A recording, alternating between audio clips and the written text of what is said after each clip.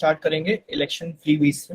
Election में जो free का पूरा माल मटेरियल बांटा जाता है ऑल टुगेदर, उसके ऊपर ये बोला गया है कि एक रिसेंटली पिटीशन फाइल करी गई थी सुप्रीम कोर्ट में। उसमें उन्होंने क्या बोला कि आप डायरेक्शन दो इलेक्शन कमीशन ऑफ इंडिया को कि वो क्या करें, जो भी ये फालतू की इर्रेशनल फ्रीबीज बांटता है, इसमें कीवर्ड था इर्रेशनल। इर्रेशनल फ्रीबीज अगर कोई पार्टी या कोई पर्सन बांटता है या प्रॉमिस करता है कि मैं दूंगा from the public funds before the elections, election के पहले पब्लिक फंड में से इर्रेशनल फ्रीबी अगर कोई बांटता है, तो आप या तो उनका इलेक्शन का जो सिंबल है उसको सीज कर लो, या फिर आप उनको डी रजिस्टर कर दो एज अ पॉलिटिकल पार्टी। ये बोला गया एक पिटीशन में, सुप्रीम कोर्ट से बोला गया कि आप ईसी से ईसीआई से ठीक है। अब ईसीआई के बारे में थोड़ा देखो कि ये फॉर्म हुई थी 1950 में, और क्योंकि सरकारी पूरा ऑर्गन है इतना बड़ा, तो इसका हेडक्वार्टर ऑब्वियसली कहाँ होगा, दिल्ली में। चीफ इलेक्शन कमिश्नर जो है राजीव कुमार नाम है उनका, and election commissioner is Anoop Chandra Pandey. तो ये दो पर्सनालिटीज के नाम आपको याद रखने हैं, इसमें से क्वेश्चन ये बन सकता है। ये 4 प्रोबेबल क्वेश्चन थे जो बन सकते हैं, ठीक है, इलेक्शन कमीशन के बारे में। ठीक, अब उसके बाद हम थोड़ा फ्री बीज और इंडियन पॉलिटिक्स की बात कर लेते हैं। फ्री बीज में क्या रहता है कि जो पिटिशनर ने बोला कि आर्बिट्रेरी प्रॉमिस जो होते हैं वो इरेशनल फ्री बीज और वो ईसीआई के mandate of free and fair election को वायलेट करते हैं। इलेक्शन कमीशन ऑफ इंडिया का एक मैंडेट है कि आप फ्री एंड फेयर इलेक्शन करवाओगे, उसका आप पैसा नहीं लोगे और उसमें कोई आप झोल नहीं करोगे। क्योंकि हम सबको पता है कि देश में बहुत झोल होता है, कहीं ना कहीं कैसे ना कैसे झोल तो चलता ही है। कुछ झोल बहुत ज्यादा ब्लंडर वाले समझ में आ जाते हैं, पकड़ में आ जाते हैं, लेकिन बाकी ज्यादातर तो झोल हम सबको पता ही है कि सामने से उठा के लोगों को ले जा रहे हैं, और क्योंकि वोटिंग जो होती है वो ऐसे कवर्ड उसमें होनी चाहिए, लेकिन सामने सामने लोग अपने नाम का वोट डलवा रहे हैं, तो एवरीथिंग हैपेंस। ठीक, ये चीज। अब उसके बाद प्राइवेट गुड्स एंड सर्विसेज जो कि पब्लिक पर्पस इसके लिए नहीं है, वो क्लियरली वायलेट करता है article 14 of the Indian constitution और article 162 of the Indian constitution, 266 clause 3 of the Indian constitution और 282। डिस्क्रिशनरी ग्रांट्स बोलता है 282, expenditure from the consolidated fund of India. Consolidated fund of India क्या है? एक बैंक अकाउंट मान लो फॉर एग्जांपल कि तुम्हारे घर का एक प्रॉपर एक कॉमन बैंक अकाउंट है जिसमें तुम 4-5 लोगों के घर में पैसे रखे रहते हैं और वहीं से खर्च होते हैं। तो एक कंसोलिडेटेड फंड ऑफ इंडिया बनता है, उसमें से फिर डिस्ट्रीब्यूशन जाता है कि किसको कितना एलोकेट करना है। ऑल टुगेदर सारा का सारा टैक्स कहाँ आएगा? कंसोलिडेटेड फंड में। सबका कलेक्शन कहाँ आएगा? कंसोलिडेटेड फंड में। तो वो कहाँ दिया हुआ है? ये दिया हुआ है इंडियन कॉन्स्टिट्यूशन में। अब who is known as the guardian of the public purse? Comptroller and Auditor General of India. Comptroller and Auditor General. CAG बोलते हैं, ठीक है, वो देश का सीए होता है। ओके, ये अब इस पेटिशन में क्या बोला कि आप उसको डायरेक्शन दो कि आप ऐसा लॉ बनाओ इस रिगार्ड में, ऐसा ऐसा करके पूरा सारा, ठीक है। अब फ्रीबीज के फेवर में क्या आर्ग्यूमेंट है कि फ्रीबी क्यों देनी चाहिए? पहली आर्ग्यूमेंट, ये एसेंशियल होता है फॉर फुलफिलिंग एक्सपेक्टेशंस। लोगों की एक्सपेक्टेशन देश के लिए क्या है, कैसा है, ये सर्टेन लेवल ऑफ डेवलपमेंट होता है, जो कि आप अगर प्रॉमिस नहीं करोगे कुछ तो फिर उनको मोटिवेशन नहीं मिलेगा मोटिवेट करने का, वोट करने का। ठीक, उसके बाद लेसर डेवलप्ड स्टेट्स जो होते हैं उनको ये हेल्प करता है। कैसे हेल्प करता है? क्योंकि उनके पास लार्ज शेयर ऑफ पॉपुलेशन है जो कि पॉवर्टी से सफर कर रही है, उनको कोई फ्री भी मिल जाएंगी तो उनकी नीड डिमांड बेसिस पे वो इलेक्शन कर सकते हैं। अब इसके इश्यूज क्या हैं ऑल टुगेदर? क्या फ्री बीज अगर डिस्ट्रीब्यूट करोगे तो इशू क्या आता है? सबसे पहला कि इकोनॉमिक बर्डन पड़ जाता है।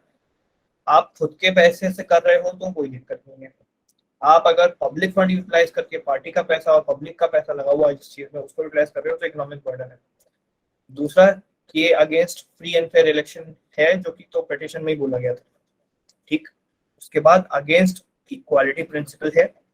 सुप्रीम कोर्ट का जजमेंट इस वाले केस में जो था, Shri Subramaniam Balaji versus government of Tamil Nadu 2013 का केस है, इसमें अनरियलिस्टिक पोल प्रोमिसेस और फ्रीबीज को एक सीरियस इशू बताया गया सुप्रीम कोर्ट। ठीक है, उसके बेसिस पे ये प्रॉपर अगली वाली अपील भी फाइल हुई है। ठीक, अब इसका वे फॉरवर्ड क्या है? Better policy reach, judicious demand based on freebies. ये सारा का सारा तुम एक बार रीडिंग लगा लेना जब तुम कंपेंडियम वापस पढ़ोगे, ये वाला जब मैं भेजूंगा पूरा। ठीक है, डिफरेंशिएटिंग सब्सिडीज एंड फ्रीबीज, ये सारे बेसिक हेडिंग्स हैं, इसमें कोई बहुत ज्यादा समझाने का नहीं है, एक बार रीड करोगे पूरा पढ़ाई में आ जाएगा। ठीक, ये चीज। अब अगला टॉपिक हमारा ये है supreme court on inheritance by daughters. चलो, अब इनहेरिटेंस बाय डॉटर्स एक ऑल टुगेदर इशू क्यों बना हुआ है, कैसे बना हुआ है, उस पर ध्यान देते हैं। ठीक है, सुप्रीम कोर्ट ने डॉटर्स को इक्वल राइट देने का पूरा रूल करा था, सारा का सारा हिंदू सक्सेशन एक्ट वगैरह में भी तुमने पढ़ा होगा, 2005 में एक लॉ आया था, सब कुछ वो सारा पढ़ा हुआ। ठीक है, उसके बाद थोड़ा सा पढ़ते हैं की पॉइंट्स क्या है। डॉटर की इनहेरिटेंस, अगर कोई मैन मर जाता है विदाउट एग्जीक्यूटिंग हिज विल उसकी डॉटर के नाम पे, तो और अगर उसका कोई ब्रदर नहीं है तो वहां पर एक दिक्कत फंस रही थी कि वो डॉटर ओनली फिर इनहेरिटेंस नहीं कर पा रही थी। अब अर्लियर इन 2020 सुप्रीम कोर्ट ने बोला कि ऑलरेडी हिंदू वुमेन के पास राइट है टू बी ए को पार्टनर। को पार्टनर क्या होता है? A person Equal property right holder. Equally shares any property. अगर रेशो इधर उधर भी है तो तुम उसको को पार्टनर नहीं बोलोगे, फिर तुम उसको शेयर होल्डर बोलोगे। को मतलब 50-50, हम को फाउंडर हैं दोनों, तो हम भी 50-50 हैं। ठीक है, अगर रेशियो इधर उधर होता तो हम कहलाते फाउंडिंग पार्टनर। ठीक है, ऐसा होता है। रेशियो जहां पर 50 से आगे पीछे हो जाता है थोड़ा बहुत भी, तो वो को नहीं बचता। फिर को वर्ड जहां भी लगेगा दैट मींस 50-50 कोई भी चीज। को पार्टनर भी क्या होता है? Partner means sharer of a particular property. तो ये बेसिकली पर्सनल लॉ का टर्म है। ठीक, अब हम चलते हैं कि हुआ क्या। सुप्रीम कोर्ट ने मिताक्षरा लॉ के ऊपर पूरा सिस्टम बनाया था, और ये जो केस की बात हो रही है यहाँ पर, मिताक्षरा और दया भागा सिस्टम, तुम दोनों को दोनों सिस्टम तुमने कहीं ना कहीं पढ़े होंगे, मैंने फैमिली लॉ क्लास में भी पढ़ाया था। ठीक है, तो लोगों ने अगर वो क्लास की रिकॉर्डिंग ना देखी हो तो फैमिली लॉ के कंसेप्ट वाली क्लास में मैंने बताया हुआ है। ठीक, अब उसके बाद सुप्रीम कोर्ट ने व्यवस्था चंद्रिका, बृहस्पति, ये सारी की सारी बुक्स और लिटरेचर को रिफर करा है पूरे केस। ठीक, अब उन्होंने बोला कि the wife is pronounce successor of the wealth of her husband and in her default the daughter is also the successor. मतलब अगर आपके हस्बैंड की डेथ हो जाती है तो बाय डिफॉल्ट प्रॉपर्टी किसके नाम पे आएगी? वाइफ के नाम पे। वाइफ अगर नहीं ले पा रही है प्रॉपर्टी फॉर एनी रीजन, या वो भी मर गई, एक रोड एक्सीडेंट में मम्मी पापा दोनों की डेथ हो गई, वाइफ भी गए और वो भी गए, अब किसके नाम पे आएगी? अगर कोई भाई बहन नहीं है, अगर कोई भाई नहीं है तो बहन के नाम पे आ सकती है प्रॉपर्टी। ठीक, ये चीज यहाँ पर दिक्कत फंस रही थी। हमने जो 2005 वाला जो जजमेंट देखा था उसमें क्या था कि लड़कों को तो मिलेगी ही, उसके साथ साथ लड़कियों को भी मिलेगी, लेकिन यहाँ पर सिंगल डॉटर वाला केस फंस रहा था कि इसको मिलेगी नहीं मिलेगी ये बात। ठीक, ऐसा। अब सुप्रीम कोर्ट ने मनु को भी कोर्ट करा के the son of a man is even himself the daughter is equal to the son, मतलब वो बेटा बेटी एक समान होते हैं, सारा पूरा ज्ञान दिया सुप्रीम कोर्ट ने। ठीक है, कि दोनों बराबर होते हैं, ऐसा ऐसा। अब उसके ऊपर पूरा केस था। Property after women's death. ठीक, हम पेंडियम बनाने वाले। प्रॉपर्टी आफ्टर वुमेन्स डेथ, उन्होंने बोला कि जब फीमेल हिंदू की डेथ होती है तो और dies इंटेस्टेट। What do you mean by tested succession and intested succession? तुमने अपनी डेथ ही फोर्स ही नहीं करी है। मान लो तुम 60 इयर्स के हो, 60 में तो तुम सोच रहे हो अरे अभी तो मैं 20-30 साल और जीऊंगा, मैं तब बना दूंगा अपनी विल, मेरी तो प्रॉपर्टी का मुझे अभी पूरा हिसाब कौन जोड़े इतना कि क्या प्रॉपर्टी क्या प्रेफर है, कौन सा मेरा क्या पता, बच्चा भी मेरा एक ही हो, मैं दूसरे 2-3 बच्चे और पैदा करने की सोच रहा हूँ। ठीक है, कुछ भी हो सकता है।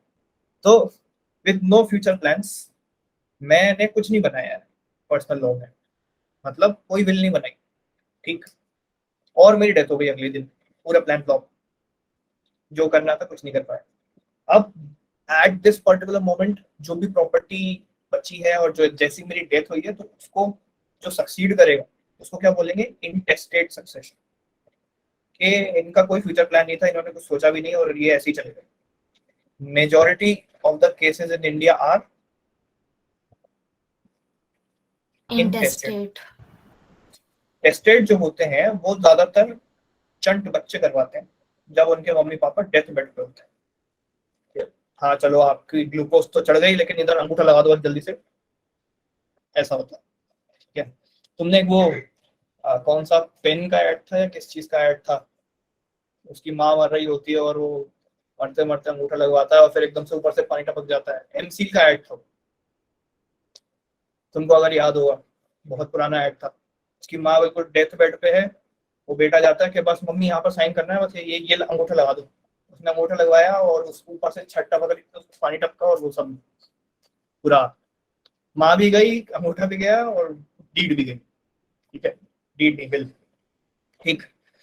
तो ऐसा होता है, ये टेस्टेड सक्सेशन जनरली ऐसे ही होता है। ठीक है, मतलब बहुत रेयर केसेस में होता है कि मान लो तुम्हारे मम्मी पापा अगर मरने वाले हैं तो क्या वो इस पूरा उसमें होंगे बैठ के, चलो हम डिस्कस पहले कर लेते हैं कि किसको कितना मिलेगा, फिर मैं आराम से मर जाऊँ। ऐसे केस में, ऐसे सिचुएशन में कोई रहता ही नहीं है उस टाइम। तो जनरली ऐसा ही होता है। अब हम चलते हैं कि land rights of women in India. तो इसमें तुम बस एक एक रीडिंग मारना, ये जो पूरा कंपेंडियम लिखा हुआ है सामने सामने, कोई बहुत ज्यादा इंपॉर्टेंट चीज नहीं है, लेकिन एक रीडिंग वर्थ तो डेफिनेटली है, तभी कंपेंडियम में दी हुई। जो बहुत ज्यादा इंपॉर्टेंट चीज है वही हम डिटेल में क्लास में पढ़ेंगे। ठीक, तो एक बार पेट्रियार्की के ऊपर पढ़ लेना, स्टेट लॉज के ऊपर पढ़ लेना, यही पढ़ना जितना यहाँ लिखा हुआ। ठीक है, ग्राउंड लेवल पे कुछ रेजिस्टेंस होती है तो वो तुमको पढ़नी इंपॉर्टेंट है। तो ये देख लेना, हिंदू सक्सेशन एक्ट 1956 में आया था, किस पे बेस्ड है? मिताक्षरा स्कूल ऑफ लॉ पे। मिताक्षरा दया भगा का डिफरेंस हम इसी क्लास में पढ़ेंगे अच्छे से वापस से, क्या होता है। ठीक, अब हिंदू लॉ में कौन कौन इंक्लूडेड हैं? जो लोग आर्य समाज फॉलो करते हैं, जो ब्राह्मण समाज से हैं, और जो सिख हैं, जो जैन हैं, और जो बुद्धिस्ट हैं। ये सारे लोग किसको फॉलो करेंगे? हिंदू लॉ को। तुम कहलाओ भले कि अपने आप को हिंदू नहीं, कि हम अलग हैं, हमें अपने मत मिलाइए, ठीक है, लेकिन तुम लॉ के लिए तो हिंदू हो। ठीक, ये चीज। अब जो सक्सेशन एक्ट में 2005 में अमेंडमेंट आया था, उसमें क्या बोला गया था सितंबर में, कि women were recognized as co-partner for the property partitions arising from 2005। तुमको अगर कहीं तुमने मम्मी पापा घर में कहीं बात सुनी होगी तो तुमने कहीं ऐसा सुना होगा कि 2005 के पहले सिर्फ और सिर्फ घर के बेटों को ही प्रॉपर्टी मिलती थी, बेटियों का तो हिस्सा ही नहीं होता था। इसका लॉजिक ये था कि हमने जो आपकी शादी में दहेज दिया है वो आपकी प्रॉपर्टी है, वो आप हमारे घर की थोड़ी हो। हमने जो दे दिया आपको, जो आपको गोल्ड दिया है, ये दिया है, वो दिया है, वो आपकी प्रॉपर्टी है, ले गई ना तुम शादी के टाइम, जो बचा हुआ है वो मेरे बेटों का है। ये लॉजिक लगता था। फिर उसके बाद क्या हुआ कि 2005 में सुप्रीम कोर्ट की रूलिंग आई, जितना भी जो भी बचा हुआ है, बेटे भी बराबर, बेटी भी बराबर, सब साथ में खाएंगे। ठीक, ये चीज। तो ये 2005 का अमेंडमेंट था। अब same manner as the son, supreme court ने भी ये बोला। ठीक, स्कूल्स ऑफ हिंदू लॉ, एक मिताक्षरा है, एक दया भागा। इसके ऊपर हम पढ़ लेते हैं, बहुत इजी है, एक रीडिंग में समझ में आ जाएगा। मिताक्षरा किससे डिराइव होता है? ये एक यज्ञ वाक्य की स्मृति से डिराइव होता है। तुमने अगर हिस्ट्री पढ़ी हो थोड़ी तो तुम्हें पता होगा यज्ञ वाक्य क्या है और कैसे। ठीक, दया भागा सिस्टम जो है वो की जीमुतावाहना से डिराइव होता है। ठीक है, दया भागा बेसिकली बंगाल और आसाम में चलता है। ठीक, यहाँ पर ऐसा होता है। अब ये कहाँ से चालू हुआ? मिताक्षरा बनारस से, मिथिला से, महाराष्ट्र से, द्रविड़ से। द्रविड़ क्या होता है? द्रविड़ मतलब south Indian states below Maharashtra. ठीक है, पंजाब, सिंध, गुजरात, मराठा, द्राविड़, उत्कल, बंगा। तो Punjab, Sindh is Pakistan, Dravid is south India, Utkal is Orissa, Banga is entire पूरा वो आसाम वगैरह सब बंगाली बोलते थे उसको। ठीक है, तो ऐसा ही हमारा नेशनल एंथम, तो पूरा ऐसे कवर करके गया, पंजाब, सिंध, गुजरात, मराठा, द्राविड़, उत्कल, बंगा। ठीक है, समझे ये चीज। तो इसमें होता क्या है कि बेटों को ही अक्वायर करते थे सबसे पहले अपने एंसेस्ट्रल प्रॉपर्टी, और वो जनरली जॉइंट फैमिली में रहते थे। अब जो बंगाल और आसाम साइड सिस्टम चलता है, उसमें क्या था कि कोई सन ऑटोमेटिक ओनरशिप नहीं लेता है प्रॉपर्टी। ठीक है, जब उसके फादर की डेथ होती है तब वो लेता है। ठीक है, ओनरशिप वो क्लेम ही नहीं कर सकता, यहाँ पर कर सकते थे, इंटरेस्ट भी हो सकता था कि हाँ मेरे पापा का पैसा है, मेरा पैसा है, ऐसा। यहाँ पर जब तक आपके पापा को आप मर ना जाए या मार ना दो, ठीक है, तो तब तक आप प्रॉपर्टी नहीं ले सकते। ओके, अब सारे मेंबर्स को पार्सनली राइट आप एंजॉय करते हो during the father's lifetime. ठीक है, यहाँ पर सन के पास को पार्सनली राइट है ही नहीं जब तक पापा जिंदा है। ठीक है, तो डॉटर्स के पास है, बेसिकली फीमेल हैवी साइड है, बंगाल एंड आसाम वाला जो दया भागा सिस्टम है, and male and female heavy भी हो गया जो कि मिताक्षरा सिस्टम है। तो what seems more logical, Mitakshara या दया भागा? मिताक्षरा। तभी हिंदू लॉ में मिताक्षरा अडॉप्ट किया गया है, ठीक है ऐसे। तो दया भागा में लड़कों के लिए कोई दया नहीं है, ऐसे तुम याद रख सकते हो, ठीक है। और तभी लड़के भाग जाते घरों से, इसीलिए दया भागा में लड़कों का नहीं होता कोई रोल, समझे? याद रहेगा दया भागा क्या है? यस भैया। ठीक है। यस भैया। अब इसमें एक चीज और कि the share of each co-partner is defined and can be disposed of. सबका प्रॉपर बकायदा किसको कितना क्या मिलेगा सब डिफाइंड है। यहाँ पर कोई डिफाइंड नहीं मिताक्षरा में, वो तो मम्मी पापा डिसाइड करते हैं ना किसको क्या कितना देना है, या बराबर देना है, या इसको ज्यादा देना है उसको कम देना है। यहाँ पर सब डिफाइंड है कि इतना देना पड़ेगा, इतना ही दोगे, ऐसे ऐसे दोगे, ठीक। ये चीज। बाकी लास्ट पॉइंट तो वाइफ के ऊपर है। Wife can not demand partition but has the right to share in any partition between her husband and her sons. अब इसमें दया भागा में क्या है, the same right does not exist for the women because the son can not demand partition. अब जब बेटे के पास ही नहीं आएगा तो वो मम्मी क्या मांगेगी, सिंपल बात। तो ये हो गया पूरा सेकंड टॉपिक। ये समझ में आया सबको? Last point Yes. नहीं समझ में आया भैया। लास्ट पॉइंट का मतलब ये है कि वो बिटवीन हर हस्बैंड एंड हर सन, ये वाला पार्ट समझ में नहीं आया, क्या बोलना चाहता है ये? ये बोलना चाह रहा है, पहले मिताक्षरा को देखो, ये है मिताक्षरा, ये है दया भागा, ठीक। मिताक्षरा में बोल रहा है कि वाइफ जो है she can not demand partition, कि बंटवारा कर दो मेरे देवर और मेरे जेठ जी के बीच में, सब बांट दो और मुझे हमारा वाला दे दो। ये नहीं कर सकते, तुम कर सकते हो? नहीं कर सकते, नहीं। ठीक है। अब ये बोला है लेकिन जो भी तुम्हारे वाले साइड के लोगों को मिलेगा, मतलब जो तुम्हारे पति का हिस्सा होगा और उसमें से जो तुम्हारे बेटे को भी हिस्सा बट रहा होगा, उसमें से तुम अपना क्लेम मांग सकते हो कि मेरे भी राइट है यार इसमें। मान लो एक एग्जांपल से समझते हैं कि एक दादाजी थे, ठीक है, इनके पास प्रॉपर्टी थी 1 CR। इतने अमीर दादाजी काश मेरे होते। तो 1 CR की प्रॉपर्टी थी, इनके कितने बच्चे? 3। एक का नाम ए, एक का नाम बी, एक का नाम सी। तो ये BC तो BC थे, ठीक है। ए जो है वो अपने वाली पार्टी है, ठीक। हम ए के बच्चे, ए के कितने बच्चे? 1 2, ए की एक वाइफ, ठीक। चार्ट समझ आ रहा है? कुछ गलत तो नहीं जा रहा? हाँ समझ में आ रहा है। हम हैं अभी लॉयर इसके, ए के, हम लॉ स्टूडेंट। हम ए जो है, ए का नाम है आनंद, ठीक। बी का नाम है बैनर्जी, हाँ नाम है उसका। सी का नाम है चैटर्जी, ठीक। ये तो हम आनंद की तरफ से देख रहे हैं अभी। आनंद कौन है? आनंद है अभी मिताक्षरा वाला आदमी। बैनर्जी चैटर्जी कहाँ के होंगे? बंगाल। वाले, दया अच्छा, भागा sorry. बंगाल। ओके। तो आनंद जो बंदा है उसके 2 बच्चे थे, उसने अपने बच्चों का नाम इलॉन मस्क जैसे रखा था, तो 1 और 2 नाम रखा था बच्चों का नाम। तो एक का नाम 1, एक का नाम 2। उसकी वाइफ थी W, ओके। तो धमाल देखी उसने एक बार, उसने अपनी वाइफ सोचा कि जिसका नाम W होगा मैं उसी से शादी करूंगा। तो अब इसकी वाइफ, इसको क्या मिला, इसके पापा के पास 1 करोड़ थे, तो इसको कुछ 33.33 CR की प्रॉपर्टी मिली। अब ये जो होता है, इसमें हम अगर पॉइंट के ऊपर जाएं तो ये जो W थी वो इसके सीधे दादाजी से जाके नहीं बोल सकती थी कि बंटवारा कर दो मुझे मेरे 33 करोड़ चाहिए, नहीं बोल सकते थे, समझे? यहाँ पर कैन नॉट लिखा हुआ है कि वाइफ नहीं जा सकती दादाजी के पास मांगने के, अरे बंटवारा करो जल्दी निपटो, या तो तुम निपटो या हम मार दें, ठीक है। कल की चाय तुम्हारी आखिरी चाय मैं बना सकती हूँ, बिल्कुल, ठीक है, हो सकता है, ठीक। चाय बनाने की जिम्मेदारी तो मेरी है, तुम्हारी कल की चाय आखिरी चाय हम बताओ, ठीक। ऐसा हो सकता है, लेकिन वाइफ मुंह पे जाके नहीं बोल सकती। चाय आखिरी करनी नहीं करनी that is on the wife, लेकिन मुंह पे जाके नहीं बोल सकते, ओके। अब लेकिन यहाँ पर एक लिखा हुआ है बट किस चीज के लिए लिखा हुआ है? has the right to share in any partition between her husband and her son.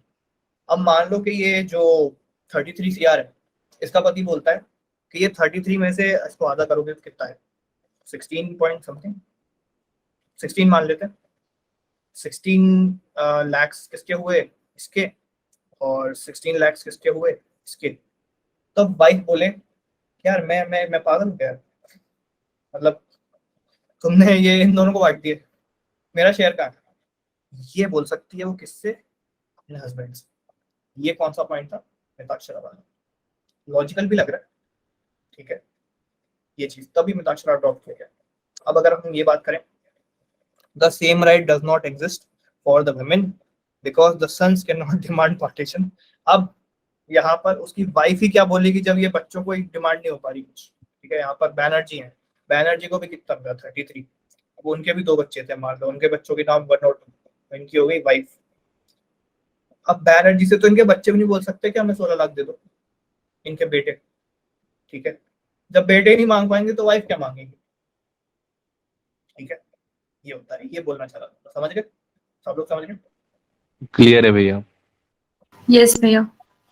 चलो भैया थोड़ा सा ऑफ टॉपिक है, बट विल और टेस्टामेंट में डिफरेंस क्या होता है? क्या?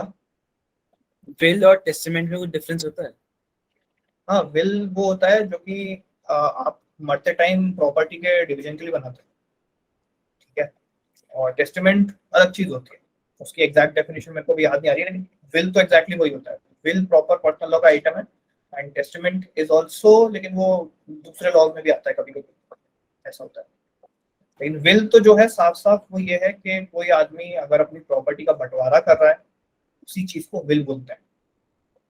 हम लोगों ने इंटर्नशिप के टाइम पे करा था थोड़ा झोल सा, सेकेंड ईयर में इंटर्नशिप करा था मैं, तो ये शायद मैं पहले बता चुका हूँ क्लास, फैमिली लॉ की क्लास में बताया था, रिकॉर्डिंग में होगा. हम लोग गए थे तो वो एक आदमी था, उसके मम्मी पापा दोनों की डेथ हो गई और वो इंटेस्टेट डेथ हुई थी. अब उसको दिखाना था कि ये जो विल बनी है वो मेरे नाम पे बनी. तो हमने प्रॉपर नए A4 साइज शीट पे बिल बनाई, फेक सिग्नेचर करे, और उसको पुराना दिखाने के लिए हमने उस पर थोड़ा सा पानी छिड़का, 4 दिन ऊपर धूप में सुखाया, फिर उस पर हमने बोला कि इस पर पॉलीथिन रखो, तुम लोग जूते से चढ़ो ताकि थोड़ा फटा चिरा सा दिखे. हमें वो दिखाना था 15 साल पहले का, तो हमने ऐसे दिखा दिया, तो वो जज मान भी गई, उसको मिल भी गया. हमको हमारा तो ये था कि क्लाइंट को जिताना है, हमने जैसे तैसे करके 15 साल पुरानी दिखा दी विल. तो ऐसा हो जाता है, ऐसे झोल तो बहुत चलता है, ठीक है. मैंने तुमको बताया ना कि वो 15 मतलब majority of the deaths are intestate, लेकिन हर बंदे को ये चाहिए कि मुझे टेस्टेट मरना चाहिए. आपको टेस्टेट, हर बेटा बेटी ये चाहते हैं, जनरली बेटे चाहते हैं कि हमारे मम्मी पापा एक तो टेस्टेट मरे, दूसरा हमको ही देके मरे, ठीक है, और बहन को कुछ ना दे, ठीक. क्योंकि तुम बहुत ज्यादा कॉमन चीज है ये कि तुम कितने भी अपने मम्मी पापा के सगे बनते हो, तो जब उनकी बिल्कुल वर्स्ट फेज में वो आ जाते हैं ना, तो तुमको ऐसा लगता है यार कितना परेशान कर रहे हैं, जल्दी निपटो यार, तुमसे मुझे एक चीज चाहिए, मैं तुम्हारी सेवा भी इसलिए कर रहा हूँ कि तुम जब तक वो साइन ना कर दो तब तक मैं सेवा करता रहूंगा. तो फिर जैसे साइन लिए, वो बहुत बहुत खराब हालत है इस चीज में, तो ऐसा होता है. ओके. एंड बहुत केसेस भी ऐसे आए, मैंने तो खुद केस पढ़े कि ठीक है, वो जब तक दादाजी ने साइन नहीं करते थे तब तक वो बेटी उनके पैर दबाती थी आके, बहू उनकी, और अगले दिन उन्होंने चाय पी और उसके बाद वो उठे ही नहीं फिर नींद से. तो ऐसा काफी है केसेस. तो चले आगे. ओबीसी रिजर्वेशन लोकल बॉडी में कहाँ पर, महाराष्ट्र में, ये एक इशू था. तो रिसेंटली सुप्रीम कोर्ट में वो हियरिंग गई कि उन्होंने स्टे ऑर्डर लगा दिया था दिसंबर 21 में. दिसंबर 21 में स्टे ऑर्डर लगा. हम कहाँ की न्यूज पढ़ रहे हैं, जनवरी 2022, मतलब 1 महीने बाद कहीं कहा, ठीक. 1 महीने पहले स्टे ऑर्डर लगा हुआ था किस पे, 27% reservation for OBC in local body elections. जो लोकल इलेक्शन होते हैं, कौन सा मेयर वाले हो गए और लोकल गवर्नमेंट पार्षद वार्षद हो गए महाराष्ट्र में. तो सुप्रीम कोर्ट में ये प्ली गई कि 1 महीने पहले हमारे जो कोर्ट है उन्होंने ये लगा दिया है स्टे, लेकिन हमको ओबीसी का रिजर्वेशन देना है. फिर क्या हुआ, तो अब इन्होंने बोला कि यार ऐसा सेम ऑर्डर दिसंबर में ही मध्य प्रदेश की गवर्नमेंट ने भी निकाला था, तुमने उनको तो कुछ नहीं बोला, ठीक। लेकिन अब आगे चलते हैं। एमपी ने क्या करा था, 3 टेस्ट क्राइटेरिया निकाला था, 3 टेस्ट क्राइटेरिया, जो कि एक 2010 की जजमेंट में दिया हुआ है। That is not very important. हम देखते हैं आगे बैकग्राउंड क्या है इसका। मार्च 21 में सुप्रीम कोर्ट ने स्टेट गवर्नमेंट से बोला कि आप 3 कंडीशन लगाओ, क्या सेटअप करने के लिए डेडिकेटेड कमीशन सेटअप करो, एम्पेरिकल डेटा यूज करो। एम्पेरिकल डेटा क्या होता है, जो इंफॉर्मेशन आती है किसी रिसर्च से, उसको बोलते हैं एम्पेरिकल डेटा। कॉलेज में जाके प्रोजेक्ट बनाओगे, तुम्हें फ्रंट पेज पे पूछा जाएगा ये कैसा वाला डेटा है, एम्पेरिकल डेटा है कि अलग टाइप का और दूसरा डेटा होता है, ठीक है, जो नॉन रिसर्च से आता है, ठीक। ऐसा प्राइमरी डेटा है कि सेकेंडरी डेटा है, जो भी टर्शरी नहीं होता है, प्राइमरी सेकेंडरी होता है बस। ओके, तो हम चलते हैं कि ओबीसी की जो पॉपुलेशन है उसमें क्या किया गया कि 50% ऑफ द टोटल। तो इन्होंने क्या बोला कि सुप्रीम कोर्ट ने एक ऑर्डर दिया था कि आप सारा अपना स्टेट में सारा देखो कि आपकी ओबीसी पॉपुलेशन कितनी है, फिर उसका प्रोपोर्शन क्या है रिजर्वेशन का, फिर आप क्यूमुलेटिव सीट्स वगैरह देखना, अगर वो 50% के ऊपर नहीं जाता है तो आप ऐसा रिजर्वेशन दे सकते हैं। ऐसा उन्होंने मार्च में बोला था लास्ट ईयर, ठीक। यहाँ तक कहानी समझ में आ रही है सबको? ओके, अब हम चलते हैं कि सुप्रीम कोर्ट के ऑर्डर को देखते हुए एक डेडिकेटेड कमीशन बनाई गई, जिसने एक ऑर्डिनेंस निकाला जिससे 27% रिजर्वेशन फाइनल हुआ लोकल बॉडीज में without exceeding 50% of the ceiling limit. हमको इतना पता है कि 50 से ऊपर नहीं निकल सकता रिजर्वेशन। लास्ट क्लास में हमने ईडब्ल्यूएस पढ़ा था, हमने देखा था ना कि 50 से ऊपर ना निकले तो उन्होंने क्या करा, जनरल में सिखा गए, ठीक। ये तो अब आगे चलते हैं। अब जब ये 27% का पूरा एक बॉडी बन के सब उन्होंने बोला कि आप 27% लगा सकते हो लोकल बॉडी की इसमें उसमें, अब एपेक्स कोर्ट क्या बोलता है, सुप्रीम कोर्ट, यार मत लगाओ, रहने दो। उसने इस ऑर्डर पे स्टे लगा दिया। इसी चीज को वापस जनवरी में रिकंसिडरेशन के लिए भेजा गया, वो हम पढ़ रहे हैं। ये बैकग्राउंड था, समझे? अभी तक कहानी समझ आई? अब प्ली क्या है, महाराष्ट्र गवर्नमेंट बोल रही है कि टॉप कोर्ट ने जो बोला है वो कि उसके एडवर्स इफेक्ट होते हैं कि हम अगर रिजर्वेशन नहीं देंगे ओबीसी को तो क्या होगा। उन्होंने बोला है कि ओबीसी जो है उनकी अपॉर्चुनिटीज से डिप्राइव हो जाएंगे, फिर उसके बाद वो contrary to the object intent and purpose of the constitutional scheme है कि हम अगर ओबीसी को रिजर्वेशन नहीं देंगे तो उनको अपॉर्चुनिटी नहीं मिल पाएगी, ऑब्जेक्ट खत्म हो जाएगा रिजर्वेशन का, और उसके बाद पर्पस जो है कॉन्स्टिट्यूशन का वो खत्म हो जाएगा। ऐसा ऐसा करके पूरा जो आर्गुमेंट थी उन्होंने ये बनाया। अब सुप्रीम कोर्ट का डायरेक्शन क्या था, सुप्रीम कोर्ट ने डायरेक्ट किया महाराष्ट्र गवर्नमेंट को कि आप डेटा सबमिट करो। एक Maharashtra state commission for backward classes बनी हुई है, ठीक है, आप उसका डेटा सबमिट करो, उसको डेटा सबमिट करो। गवर्नमेंट से बोला कि तुम इसको सबमिट करो, जो तुम्हारी कमीशन बनाई हुई है हमने ओबीसी के लिए या बैकवर्ड क्लासेस के लिए, वो बताएगा कि कितना ज्यादा करेक्ट है तुम्हारा क्लेम, कि तुम्हें अपने स्टेट में क्या सही में ओबीसी बैकवर्ड है कि नहीं है। ये पूरा डेटा उनसे बोला कि तुम सबमिट करो। तो इम्प्लीकेशंस क्या है, सुप्रीम कोर्ट के इस ऑर्डर ने चांसेस बढ़ा दिए restoring the quota for OBC in the upcoming local body polls. तो ये जो उसने बोला है कि तुम डेटा सबमिट करो ऐसा करके, इन्होंने बस ये बताया, न्यूज इतनी थी कि इससे चांसेस बढ़ गए हैं कि शायद 27% वाला रिजर्वेशन लग जाएगा। ये अब 2010 में एक जजमेंट आया था, K Krishnamurthy versus union of India. इसमें सुप्रीम कोर्ट ने 2 आर्टिकल को इंटरप्रेट किया था, 243D एंड 243T। इसमें जो परमिट करता है reservation by enactment of law for backward classes in panchayat and municipal bodies. अगर हम बहुत ज्यादा छोटे आर्टिकल्स पे जाएंगे, दैट इज 15, 16, तो वो तो सिर्फ ये बोल रहे हैं कि government can make special provisions. फिर 16 क्या बोल रहा है कि बैकवर्ड क्लासेस इन टोटल को जो भी आपके स्टेट में, इसमें एक बार वापस आते हैं नीचे 14, 15, 16 पे वापस आते हैं, पहले ऊपर वाला समझते हैं। हम कॉन्स्टिट्यूशन में जब 200 के आगे जाते हैं तो पंचायत और म्युनिसिपल बॉडीज चल रही होती हैं, तो याद होगा कॉन्स्टिट्यूशन पढ़ा था हमने, तो वो पंचायत म्युनिसिपल बॉडीज पे आ जाता है लास्ट का पार्ट, बहुत ज्यादा लोकल वाला, ठीक।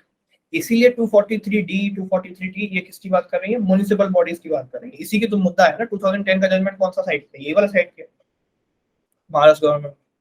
तो उसका ये वाला जो पर्टिकुलर आर्टिकल है जिसको मैंने हाईलाइट करा हुआ है वो ये बोलता है कि आप रिजर्वेशन दे सकते हो महाराष्ट्र बोल रहा है वही तो दे रहे हैं, देने का दे रहे, ठीक।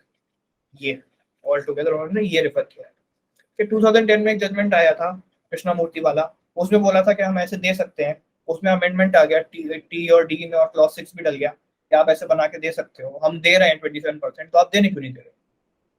लॉजिक लग रहा है महाराष्ट्र गवर्नमेंट की बात में? वो तो प्रेसिडेंट से रेफर कर रहा है ना यार, देखो केस लॉ ही तो बता रहा हूँ, ठीक। ये चीज अब हम चलते हैं आर्टिकल 15 क्लॉज 4 एंड 16 क्लॉज 4 पर। 15 क्लॉज 4 और 16 क्लॉज 4 बहुत ज्यादा सिमिलर हैं, एक डिफरेंस है बस दोनों में। 15 में दिया हुआ है कि state can make special provision for SC and ST, and 16 में दिया हुआ है state can make special provision for any class which is less represented in the state. SC और एसटी की बात नहीं हुई, उन्होंने बैकवर्ड क्लास बोला था, मतलब लॉजिकली क्या है, ओबीसी की भी बात आ गई अगर एससी और एसटी स्पेसिफिकली नहीं बोला है, ठीक। 16 क्लॉज 4 में ये दिया हुआ है। अब आपने क्या बोला है 16 क्लॉज 4 में कि आपके स्टेट में जो भी सबसे कम रिप्रेजेंटेड है आप उनको रिजर्वेशन दे सकते हैं। अब यही देख के तो फिर इसलिए तो उन्होंने बोला कि आप ये इनको डेटा दो अपना, कि हम देखेंगे कौन आपके स्टेट में लेस रिप्रेजेंटेड है। समझे लॉजिक बैठ रहा है, कहानी समझ में आ गई पूरी? थोड़ा कॉम्प्लिकेटेड है लेकिन मैं इजी तरीके से समझाने की कोशिश कर ही रहा हूँ, बिल्कुल धीरे धीरे प्यार से। समझ में आ रहा है ना सबको? कैमरा ऑफ करके ना चले गए आधे लोग।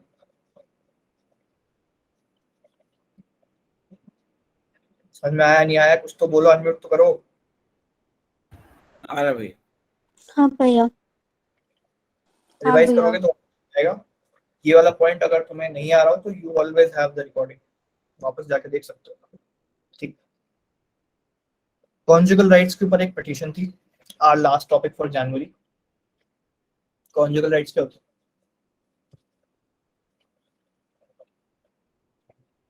मियां बीवी के बीच में जो भी हक प्रदान किए गए हैं बाय द लॉ, उसको क्या बोलते हैं?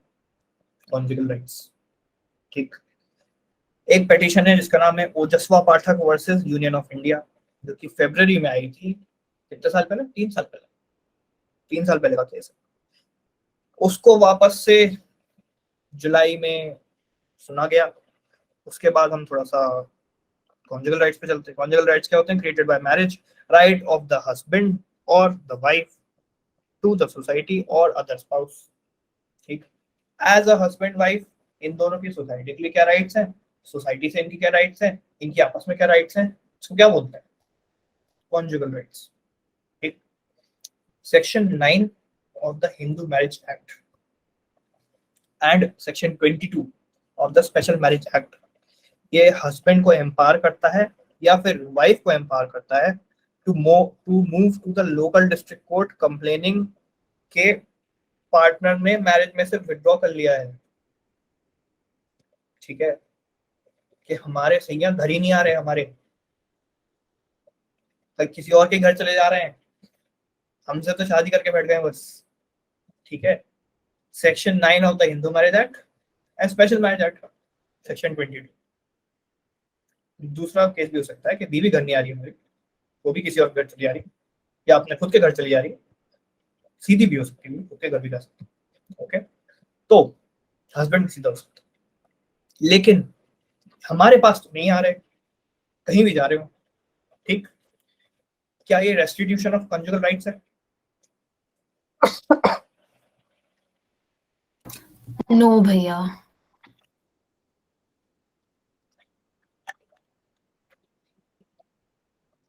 आगे का वर्ड पढ़ो। Without a reasonable cause. हाँ यस भैया। यस भैया। ठीक है। कॉन्जुगल राइट्स का टॉपिक ओरिजिनेट कहाँ से होता है?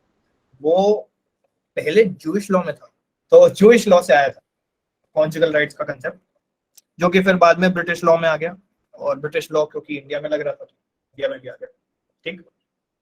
अब British law treated wives as their husbands possession,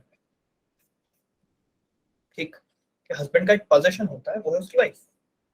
they were not allowed to leave their husbands, पहले तो क्रिकेट मैचेस भी नहीं देखने आ सकती थी वाइफ्स, ऐसा होता था इंग्लैंड में, लंदन में स्टार्टिंग में जब क्रिकेट चालू हुआ था।